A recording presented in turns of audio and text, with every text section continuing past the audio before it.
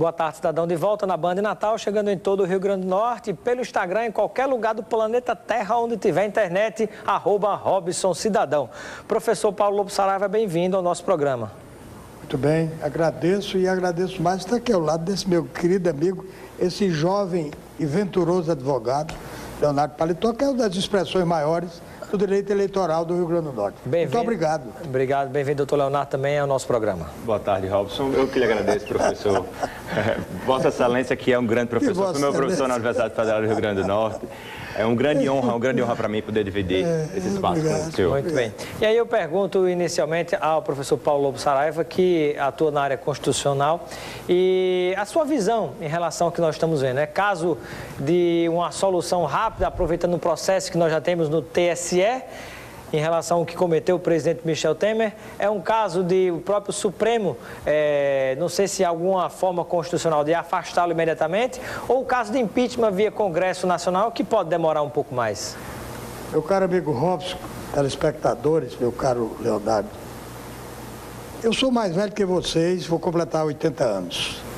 Para mim não é surpresa... Só atenção, produção, falta só... Pronto, muito bem, cortou. Para mim não é surpresa o que está havendo no Brasil. Eu vou recordar alguns episódios... Mas, professor, assim, sim, pode rapidamente. Eu primeiro vou contextualizar. O Brasil já teve presidente que se suicidou, em 1954, Getúlio Vargas. Café Filho assumiu. O Brasil já teve presidente que renunciou, Jânio Quadros. João Goulart assumiu. O Brasil já teve presidente que foi deposto, João Goulart. O Brasil já teve presidente que foi impactado, foi empichado, como se diz, Collor.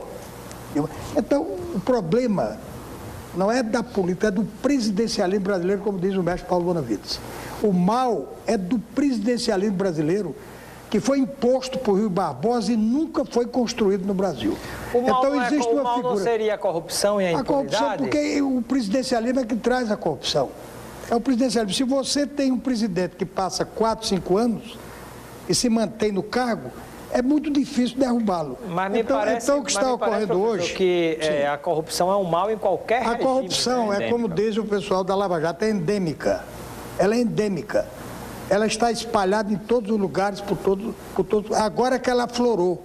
Mas ela é muito antiga. Desde a UDN, do PSD, do PTB, do PSP de Adhemar de Barros, tem corrupção.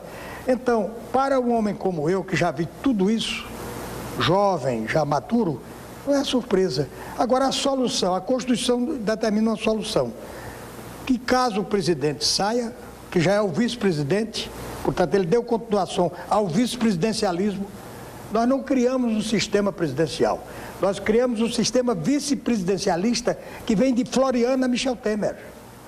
Eu pensei que tinha se acabado, não se acabou.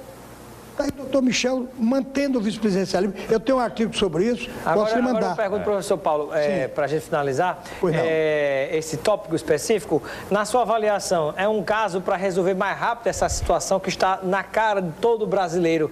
Seria um caso de impeachment via Congresso Nacional, um caso de aproveitar o processo que vem aí do Tribunal Superior Eleitoral para tirar o presidente da República, ou algo que seria uma solução passando pelo Supremo Tribunal Federal? Vai depender da mobilização popular. Se depender do Congresso, há muito tempo que não tem solução. Vai depender da mobilização popular. Porque hoje, lamentavelmente, ninguém tem representação política. Ninguém confia. Eu não vou falar aqui da Revolução dos Cravos para não me interpretarem mal. Mas eu estava em Portugal em 1974, quando houve a Revolução dos Cravos, extinguiram o Congresso, extinguiram a Assembleia da República. E disseram, quem foi político há tantos anos não pode ser candidato. Por isso que Portugal surgiu, emergiu uma nova classe política. Seria o momento de acontecer mais uma vez? Não, eu acho que a melhor solução é a solução democrática. A Constituição prevê uma solução, vamos cumprir a Constituição. Se nós temos na Constituição a eleição indireta, isso, se o presidente for empichado ou renunciar... Agora eu conheço o professor Michel Temer. Como fazer uma eleição indireta com um Congresso que está totalmente contaminado? Não seria o caso de uma emenda constitucional para eleições gerais, mudar o Congresso todo e mudar a presidência da República? Emenda feita às pressas não dá certo. Foi assim que implantaram o parlamentarismo quando Jânio foi assumir. Muito bem. Eu quero ver a opinião, emenda correndo, eu quero ver a opinião também agora de Leonardo, doutor Leonardo, em relação a essa questão. Com relação a essa questão das eleições indiretas, é bom que a gente esclareça um grande ponto. Né? A gente tem que fazer uma distinção. Né? A solução constitucional para essa situação é uma solução que está relacionada ao afastamento do presidente. Exatamente. Mas para ocorrer esse afastamento do presidente, tem que se passar por um novo processo de impeachment. Exatamente. Ou seja, sofrermos tudo aquilo que a gente já passou novamente com a presidenta Dilma, essa questão toda que gera uma balbúrdia no país, como a gente já viu esse processo. Né? Então, ou seja, uma via seria o impeachment, né? Que é uma via mais demorada, inclusive o pedido de impeachment já foi protocolizado ontem. Desde ontem mesmo. Desde ontem já foi protocolizado. Então, isso vai ter o trâmite, vai formar a comissão, então, isso é uma das vias. A segunda via seria a renúncia. Conjectura-se também que haja essa possibilidade, como falta o gesto de dignidade do presidente, que ainda está querendo se defender. O próprio ministro Padilha foi dizer que o Brasil não vai parar. O Brasil tem que parar, não se pode permitir esse tipo de coisa continuando, né? Esse mesmo tipo de negociata arcaica política, essa safadeza que a gente sabe que tem nos bastidores, continuar, não dá mais. Mas, por enquanto, o que se sabe é que o presidente, por enquanto, não sinalizou nesse sentido. Inclusive, a nota de ontem foi negando os fatos. Então, ou seja, a renúncia seria uma hipótese afastada. Então, superada essas duas hipóteses, que seria via constitucional, existe em paralelo uma ação que julga as contas de campanha, né? Os gastos ilícitos de campanha, essa contaminação das contas eleitorais. É importante que o telespectador entenda que é uma ação de cunho eleitoral. E aí eu trago um novo dado. Que qual é a questão? É que com a reforma da lei eleitoral em 2015, passou-se a prever que qualquer hipótese de cassação, quando ela ocorra e não for nos últimos 6 meses antes do término do mandato, prevê-se uma eleição direta. Como é um caso que nunca aconteceu, porque é um conflito de normas, existe uma normatização para a vacância do cargo presidencial na Constituição e existe uma normatização eleitoral que prevê essas eleições diretas. Então, o que será que o TSE vai aplicar? Como é que o TSE vai entender? Há quem entenda que pelo fato de ser uma contaminação pretérita à assunção do presidente ao cargo, ou seja, algo que contamina o próprio processo eleitoral, então por esse motivo deve-se voltar a estaca zero e convocar novas eleições. Então ainda há essa salvaguarda de esperança. Você é um defensor das eleições diretas, né, Robson? Então ainda há essa salvaguarda. Eleições gerais, na verdade, não só a direta para presidente da República, mas eleições gerais, Congresso e presidente da República. Essa seria mais difícil porque a gente não conseguiria teria que ter uma PEC, né? Uma emenda constitucional poderia resolver esse problema. Que seria também porque, na verdade, quando existe vontade política, todo tipo de mudança se faz na Constituição. Né? Muitas vezes se faz para tirar direito do trabalhador, direito penitenciário, e tudo se faz, né? Como o caso do impeachment, teve um bocado de emenda de gambiarra que se fez na hora que existiu a vontade política. Então, por que não a pressão do povo para que esses que lá estão façam emenda à Constituição e se convoquem eleições gerais? Mas assim, essa possibilidade existe, né? Estava marcado o julgamento agora para o início de junho, o ministro Gilmar já pautou, os processos voltaram com as alegações finais, já está em fase de julgamento, ele já separou 3 sessões para esse julgamento e existia uma tendência de Temer a se emplacar uma tese da questão da divisibilidade da chapa, ou seja, de não se aplicar a ele as penalidades, que eram penalidades que supostamente foram cometidas pela ex-presidente Dilma, né? Mas como a chapa é uma chapa uníssona e essa jurisprudência é uma jurisprudência pacificada já do Tribunal Superior Eleitoral, o que se pensa agora é que esse lobby que era feito, no sentido dessa divisibilidade da chapa ser aplicado, não deve mais ser. Por quê? Porque certamente agora estamos em vias de o Tribunal Superior Eleitoral via cassar. E dependendo dos efeitos que se aplique, podem se convocar sim novas eleições, porque existe substrato legal. Nós temos uma legislação nova que aplica isso para todos os casos de cassação. E ela não conflita com a Constituição, na medida em que elas prevêem hipóteses de vacâncias diferentes. A Constituição prevê a hipótese do impeachment e a hipótese da renúncia. Essa hipótese é uma hipótese de uma cassação eleitoral, ou seja, é algo que não está contemplado e disciplinado na Constituição. Temos participação do telespectador, né? Mandando um abraço ao pessoal que está no Instagram nos acompanhando. Vamos lá para as participações. De quem nós temos? Um abraço para Edson, Ângela Osvaldo Neto, Milena Araújo, Colamba Borges e também Tiago Varela, obrigado pela audiência. Pergunta lá do Lélio do Banatis, ele quer saber como fica a situação das reformas na votação das reformas, né? Paralisa tudo, professor Paulo? Se o presidente perder a maioria governamental, acabou-se a reforma. Na verdade, o presidente já perdeu não só isso, mas perdeu a condição de governar. O problema é saber se o Congresso vai seguir este caminho. saber se o presidente perde o apoio concreto, que ele tem um grande apoio. Se ele perder o apoio, as reformas estão acabadas. Na minha avaliação, essa tese que o Leonardo trouxe é uma tese que conflita com a Constituição. Vai haver um debate no Supremo, porque é um conflito de princípios. A Constituição estabelece uma forma, está antiga, vem desde a Constituinte, e o Tribunal Eleitoral resolveu de outro modo. Primeiro, é muito difícil, a meu ver, com a experiência que eu tenho, meu caro jovem, o Tribunal Eleitoral resolver isso, esse imbróglio. Conhecendo como eu conheço... E como é que funciona a nossa conjuntura brasileira, eu não quero aqui entrar em detalhes, eu acho difícil o Tribunal Eleitoral encerrar esta ação. Acho muito difícil. Pode ser que minha trineta veja uma coisa dessa, porque minha bisneta não vai ver. Eu já tenho bisneta, não vai ver. Agora, vamos saber se o presidente vai perder ou não o apoio congressual. Se ele perder, não tem mais reforma. Se ele não perder, as reformas vão seguir. Mas na verdade, como estão seguindo.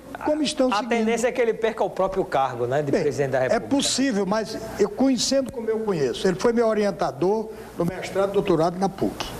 Ele foi meu orientador. Ele prefaciou meu primeiro livro, Federalismo Regional. Ele é árabe, é libanês, dificilmente ele vai renunciar. Conhecendo-o, como eu conheço... Nem com a pressão do povo, indo para as ruas, indo para lá? Eu não sei se ele atende à pressão do povo, eu não sei. Eu sou como São Tomé. Em política brasileira, meu santo é São Tomé. Eu só acredito vendo. Porque o que eu já vi neste país... Vocês não viram. Vocês estão vendo agora. Eu não vi. Mas eu já vi muita coisa. Eu vi um pouquinho. Eu já vi de caixão de defunto no palácio, já vi canhão no palácio, tudo isso. Mas eu já vou ser ousado aqui, né? Quem sou eu para discordar do meu professor? Não, de maneira nenhuma. Nós estamos num debate livre. Eu acredito, professor Paulo, que dessa vez não. Eu acho que o processo eleitoral ele nunca convergiu para uma situação como essa. Tá bom. Os fatos são claros, a jurisprudência é clara. Já era para ter sido julgado. Até o ministro relator fez uma gozação, né? Diz que era Adão. Ele invocou Adão, não foi? Eles vão chamar Adão, vão ver Adão e Eva, porque o ministro também sabe. O ministro Herman. Eu não vou entrar aqui em detalhes. Só vendo mais participação do telespectador que está nos acompanhando, né? Pode discordância. A pergunta, vamos lá, produção. Participação. Tem muita mensagem. Vamos lendo, pode ler na sequência a mensagem. Passa lá a próxima mensagem. Outro aqui falando, deixa os americanos resolverem. Peraí, quem cuida do nosso Brasil somos nós. Quem mais? Né? Pelo menos paraibanos. Participação da Marleide, do Potengi, na Zona Norte de Natal. Parabenizando o programa. Quem mais a participação aí? Vamos lá, abrindo. Manda um alô para Paulo, Beto e Betinho, obrigado pela audiência. E Leandro Sanz e... o pessoal pelo Instagram. Quem mais aí de pergunta e participação? E Bruno. Bom, e pergunta da Angélica de Ponta Negra, ela gostaria de saber, né, como é que fica a situação da economia? Deve ser uma preocupação efetiva da população? Bem, eu escutei hoje, eu vindo para cá, estava escutando aquela entrevista da Procuradora da República que estava cuidando do caso. E ela falou uma coisa muito peculiar, que ela disse que Deltan Dallagnol, que é o Procurador da República, compara a situação do Brasil ao de um doente em estado terminal.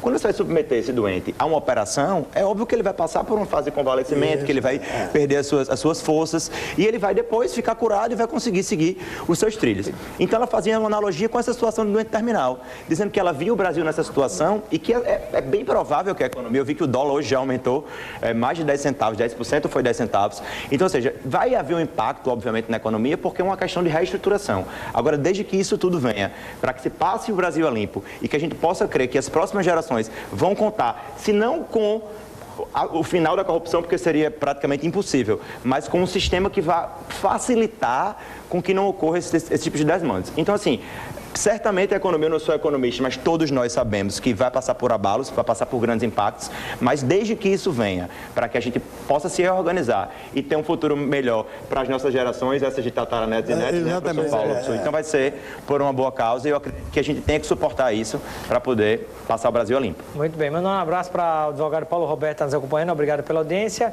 E aí, mais participação do telespectador. Foi uma chuva tão forte de participações no WhatsApp que deu uma panda, ela está reiniciando o telefone para receber. Pois é, mas é muito bom. Muita gente mandando comentários. Se tiver como reiniciar rapidinho para a gente ver ainda no programa, que passa rápido.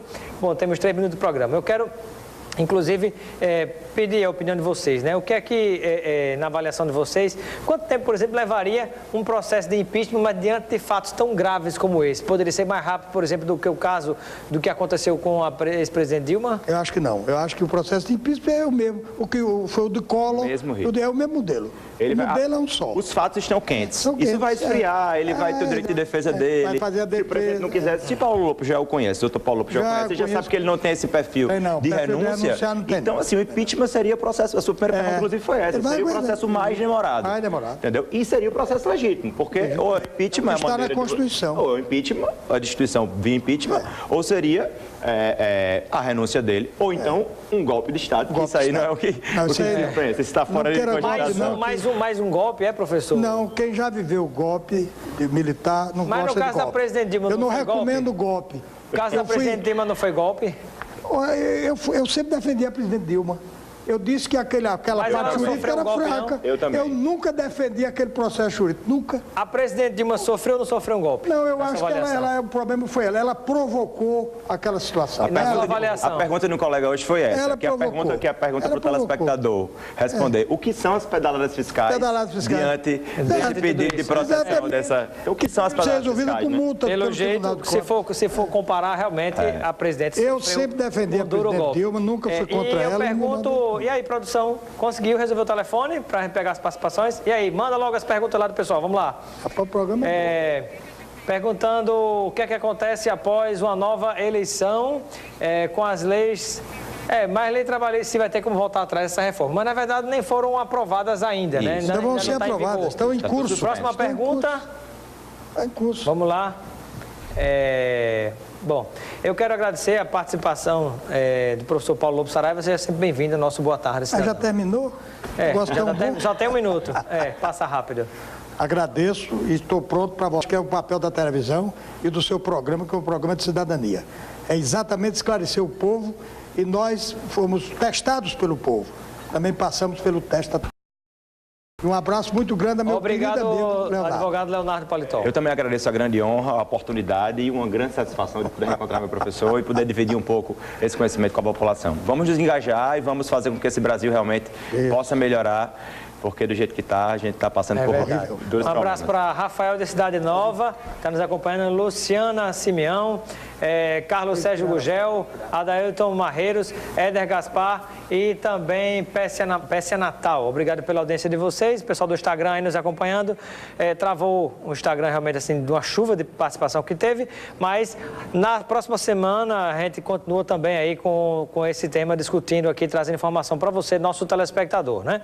Vem aí os donos da bola e fica aqui, como sempre, desde o início, defendendo eleições gerais. Esse Congresso não tem legitimidade porque, em sua grande parte, recebeu dinheiro de empresas que estão sendo investigadas na Operação Lava Jato e agora o próprio presidente da República. Então, não dá para aceitar uma eleição indireta por parte daqueles que estão encalacrados. Seria um golpe em cima do golpe e os mesmos ficarem lá dentro do Congresso, né? Tem que mudar o Congresso todo, tem que mudar presidente e vice, né? Eleições gerais, não só eleições diretas, eleições gerais já, imediatamente.